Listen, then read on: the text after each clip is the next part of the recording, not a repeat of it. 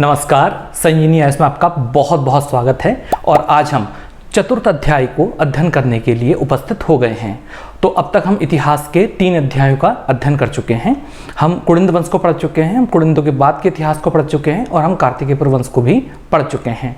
तो अब हम चतुर्थ अध्याय के अंतर्गत कत्यूरी वंश को अध्ययन करने वाले हैं।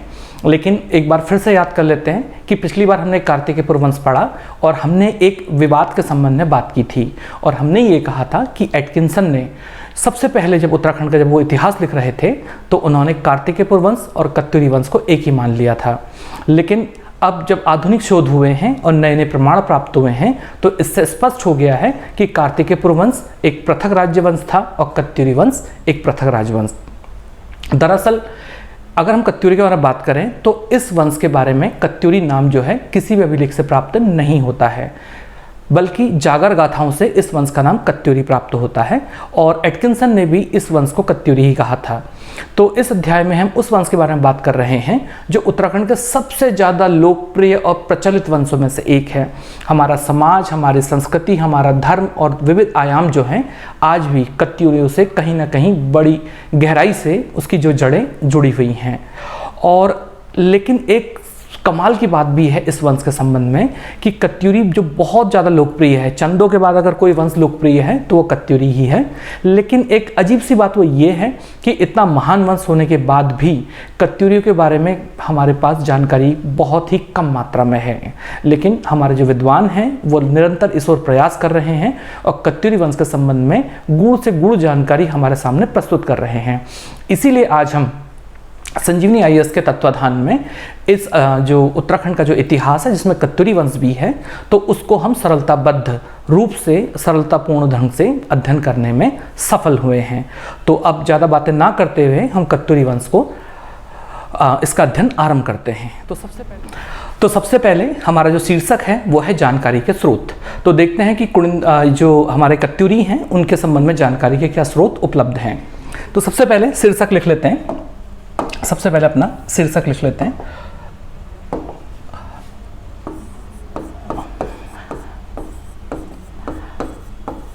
जानकारी के स्रोत। तो जो जानकारी के स्रोत हैं, अगर हम इसके बारे में बात करें जानकारी के स्रोत के बारे में, तो ये जो जानकारी के स्रोत हैं अगर हम इसके बारे में देखें तो देखिए कुलिंदों के बारे में जो जानकारी है उन स्रोतों को हम मुख्यतः 3 वर्गों में विभाजित कर सकते हैं। ठीक है, तो जो पहला वर्ग है अगर हम बात करें, पहला वर्ग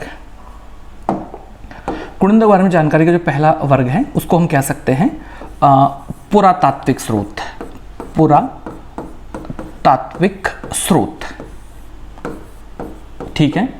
और अगर हम दूसरे के बारे में बात करें, दूसरे के बारे में तो यह है हमारी जागर गाथाएं।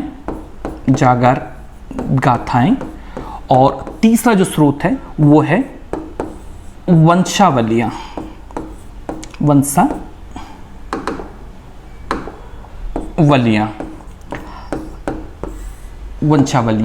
तो अगर हम इसके बारे में बात करें नंबर 2, नंबर 3, तो इन 3 वर्गों के बारे में अध्ययन करने से पहले एक बहुत महत्वपूर्ण बात सुन लीजिए। वो ये है कि अभी हमने बात की थी कि ये जो वंश है कत्यूरी वंश, ये उत्तराखंड का सबसे ज़्यादा लोकप्रिय वंशों में से एक है। चंदों और पवारों को हटा दें तो उसके बाद यही सबसे ज़्यादा लोकप्रिय वंश है। लेकिन एक बड़ी अजीब सी बात है, घटना है, संयोग है, अब जो भी कहें, कि इतना महत्वपूर्ण वंश जिसकी छाप आज भी बहुत ज़्यादा है तो उसके बारे में जानकारी के ना स्रोत लगभग नगण्य हैं। नगण्य मतलब ना जैसे हैं। तो इससे क्या है कि ये कमाल की बात हो गई कि ये एक विचित्र घटना हो सकती है कि एक और इतना लोकप्रिय वंश और उसके जानकारी के स्रोत इतने कम क्यों हैं। जबकि कमाल की बात ये, इससे पुराना जो वंश है वो वंश हमारा कार्तिकेय वंश है तो उसके काफ़ी हमें प्रमाण मिलते हैं। लेकिन कत्यूरी के जो प्रमाण हैं वो बहुत ही ज़्यादा कम हैं।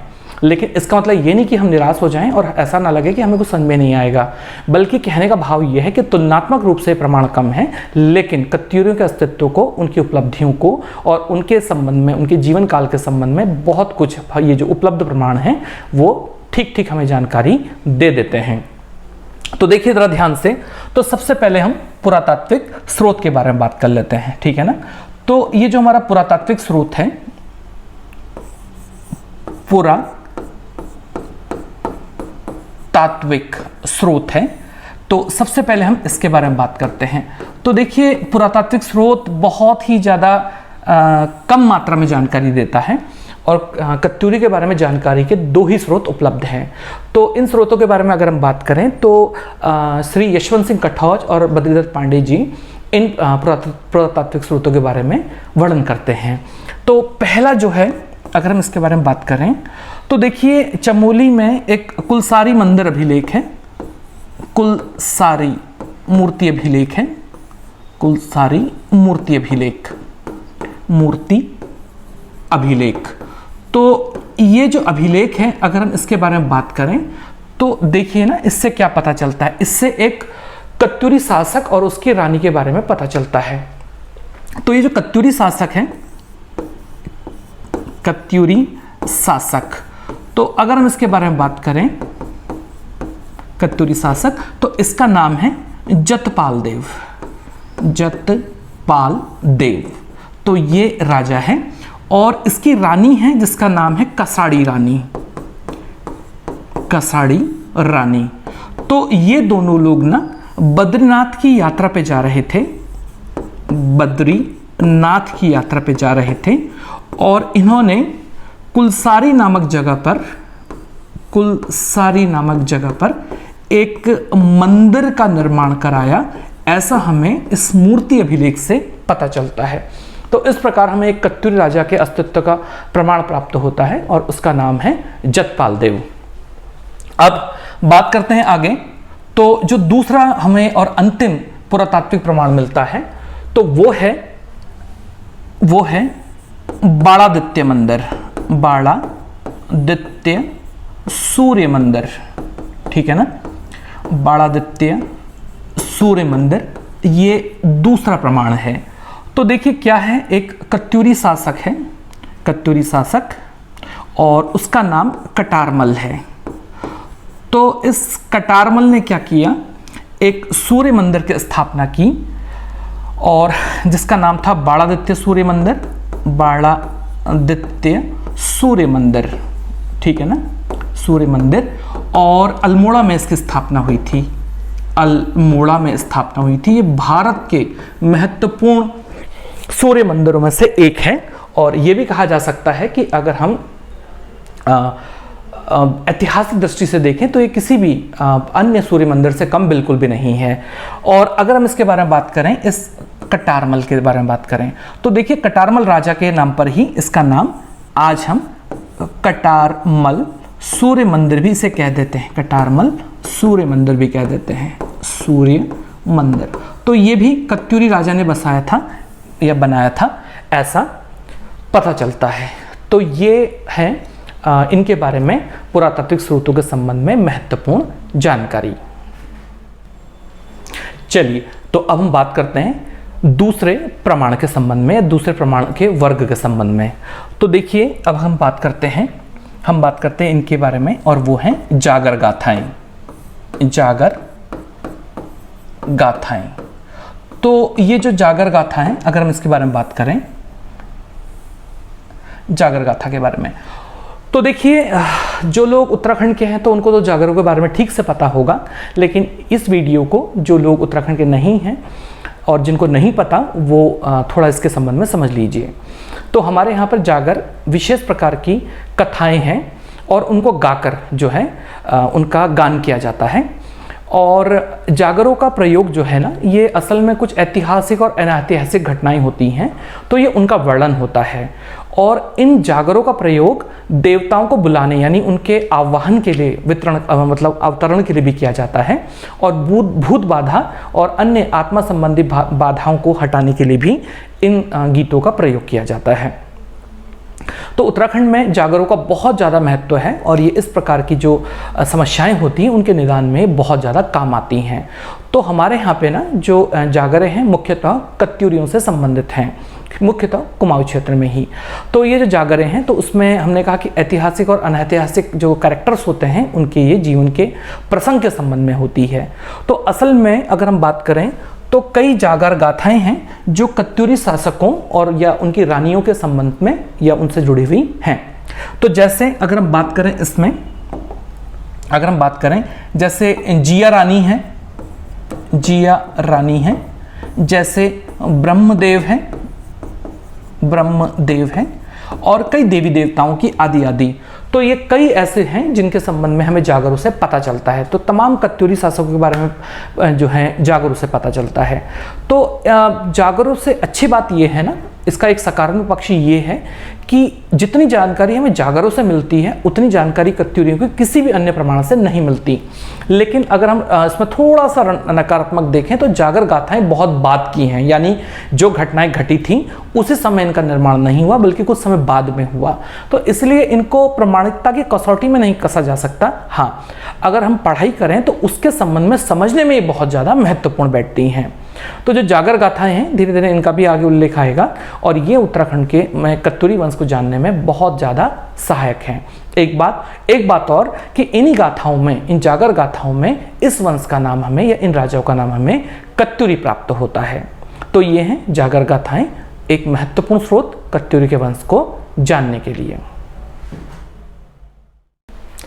चलिए, तो अब हम कत्यूरियों के वंश संस्थापक के बारे में बात करते हैं, यानी इनका आदि पुरुष कौन था।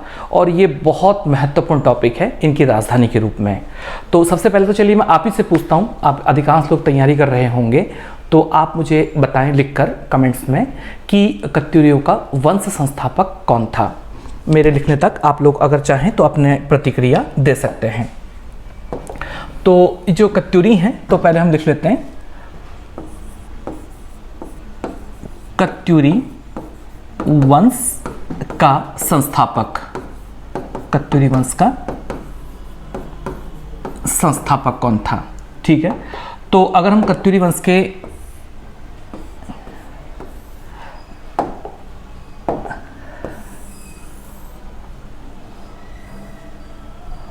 संस्थापक के बारे में बात करते हैं, संस्थापक के बारे में बात करते हैं, तो देखिए कत्यूरी वंश के संस्थापक के संबंध में बहुत ज़्यादा मतभेद है। तो मतभेद तो सबसे पहले उस कारण से है जिन्हें हम वंशावलियाँ कहते हैं। तो पहले एक बार वंशावली को देखते हैं और देखते हैं कि मतभेद क्या है और क्यों है। तो देखिए अगर हम वंशावली को देखें तो इसको ज़रा ध्यान से देखिएगा। तो डोटी वंशावली को देखिए तो शालिवाहन दिखाई दे रहा है, और अस्कोट वंशावली को देखिए तो ये भी शालिवाहन इनका पहला राजा दिखाई दे रहा है, ठीक है। और अब हम दूसरी वंशावली को देखते हैं, इसमें देखिए, और ये पाली राज्य की वंशावली है, इसमें आसंती देव को जो है राजा बताया गया है। और अगर इसके बाद अगर हम बात करें तो ये नारसिंह जाप वंशावली है, तो इसमें आसंती देव को राजा बताया गया है। तो हमारे लिए तो समस्या पैदा हो गई फिर कि हम क्या करें ना, कि हम किसको माने। तो पहले इतना लिख लेते हैं कि ये जो अभिलेख हैं हमारे क्या कह रहे हैं। तो सबसे पहले हमने कहा कि अस्कोट, अस्कोट और जो वंशावली, अस्कोट वंशावली एक।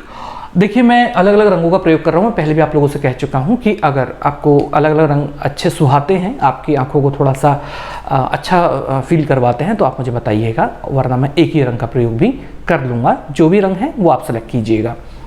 चलिए, तो अस्कोट वंशावली और इसके अलावा अगर हम बात करें डोटी वंशावली, ठीक है ना, डोटी वंशावली। तो ये दो वंशावलियाँ हैं और इसमें हमने बात की थी, हमने इसके बारे में बात की थी कि इसमें जो राजा है, इसमें जो शासक है या पहला पुरुष है वो हमारा शालिवाहन है ना, शालिवाहन है, शालिवाहन है। तो शालिवाहन देव है, ठीक है। और अगर हम बात करें आगे तो हमने कहा था एक नरसिंह, नरसिंह जाप वंशावली है, और एक जो है पाली वंशावली है, पाली वंशावली है, पाली वंशावली है। वंशावली। तो अगर हम इनके बारे में बात करें तो इनमें जो हमें आसंती देव, आसंती देव हमें पहला राजा नजर आता है। तो अब हमारे लिए तो एक समस्या पैदा हो गई। समस्या इस बात की है कि हम किसे इनका पहला राजा माने। तो देखिए, इस संबंध में हमें श्री यशवंत सिंह कटौच जो कि एक आधुनिक लेखक हैं, तो उनके शोध के आधार पे हम अपना निष्कर्ष निकाल सकते हैं। इसमें बी डी पांडे का भी वर्णन सम्मिलित है। तो वो कहते हैं कि असल में कत्यूरियों की एक शाखा है ना, कत्यूरियों की एक शाखा है, और ये जो शाखा है कत्यूरियों की, और ये है अस्कोट के पाल, अस्कोट के पाल। तो अस्कोट के जो पाल हैं वो ये इनका उदाहरण देते हैं यशवंत सिंह कटौच, और वो ये कहते हैं कि पालों का ये मानना है कि जो उनका आदि पुरुष था, आदि पुरुष जो कि अयोध्या से आया हुआ राजकुमार था, तो उसने वो कत्यूर घाटी में ही, कत्यूर में ही अपने राज्य की स्थापना की, राज्य की स्थापना की, ऐसा उनका मानना है। हालांकि वो अपने आदि पुरुष का नाम शालिवाहन कहते हैं, लेकिन अभी उसको छोड़ दें तो हम केवल इतनी बात याद रखें कि ये अपना आदि पुरुष जो है वो कहते हैं कि वो सीधे जब अयोध्या से आया था तो वो इसी कुमाऊं क्षेत्र में आया था। तो यशवंत सिंह कटौच कहते हैं कि असल में आसंती देव से पहले के जितने भी राजा वंशावलियों में दिए गए थे उनका कोई अस्तित्व नहीं था, अर्थात वो एक काल्पनिक चरित्र थे और उन लोगों में उनकी वास्तविकता से कोई दूर दूर तक संबंध नहीं रहा। अब बात करते हैं आगे। तो जब दूर दूर तक इनका संबंध नहीं रहा तो वो कहते हैं कि इसीलिए जो आसंती देव है,